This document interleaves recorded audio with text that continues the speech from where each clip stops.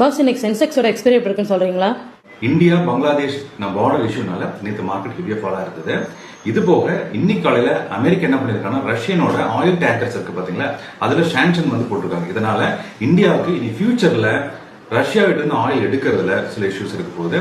இந்த ரெண்டு இஷ்யூஸ்னால நமக்கு ப்ரீ மார்க்கெட் செஷன் 150 பாயிண்ட் நமக்கு ஃபாலோ ஆயிருந்தது. இருந்தாலும் கூட மார்க்கெட் ஒரு கேப் அப் ஓப்பனிங்ல தான் இன்னைக்கு ஸ்டார்ட் ஆச்சு. இன்னைக்கு காலையில market 23,200 call and put option load பண்ணிருப்போம். இங்க நீங்க பாத்தீங்கன்னா கால்ல நமக்கு ஒரு கிராஸ் ஓவர் கிடைச்சது நிப்டில.